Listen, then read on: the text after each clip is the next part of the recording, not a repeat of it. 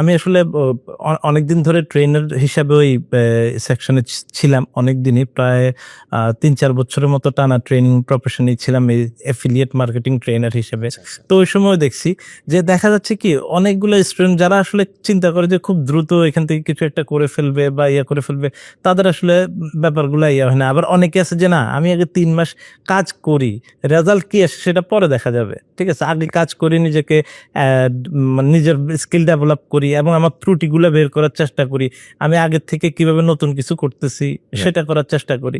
তো তারা দেখা যাচ্ছে যে সফল ৬ মাস পরে তারা একটা মানে অনেকটা প্যাসিভ ইনকামের মধ্যে ঢুকে গেছে। কারণ এফিলিয়েট ইনকামটাই এরকম যে একটা মানুষ যখন ইনকামে ঢুকে যাবে তখন তার কিন্তু এটা অ্যাক্টিভ ইনকাম না, ওটা অনেকটা প্যাসিভ ইনকামের মতো ঢুকে যাবে। অ্যাজ এক্সাম্পল, যেমন আপনি একটা ইউটিউব চ্যানেল তৈরি করছেন, বিভিন্ন প্রোডাক্টের উপরে মার্কেটিং, বা আপনি ন্যাচারালি আপনি কথা বলতেছেন, কয়েকদিন পরে আপনি বলতেছেন যে আমি এই ব্র্যান্ডের মাইক্রোফোনটা ইউজ করি, মানুষ আপনাকে কমেন্ট করে জিজ্ঞেস করছে বা এটা কোথা থেকে কিনবো, আপনি অ্যামাজনে এফিলিয়েটের লিঙ্ক দিয়ে দেন, ঠিক আছে, আপনি এফিলিয়েট মার্কেটিং করে ফেলতেছেন, অ্যামাজন আমাকে টাকা দেয়। হ্যাঁ আপনাকে অ্যামাজন টাকা দিচ্ছে। আচ্ছা, আচ্ছা। তো দিস ইজ দ্য থিং যে মানে আপনি আপনার চ্যানেল গ্রো করতেছেন এবং মার্কেটিং আপনার অটো হচ্ছে। আর কেউ আসে যে ভাই আমি আসছি, আমি 15 দিনে আমাকে একটা ব্যবস্থা করে দেন, ঠিক আছে, জ্যাকপট খুলে দেন, আমার হয়ে যাচ্ছে, আসলে এটা হয় না।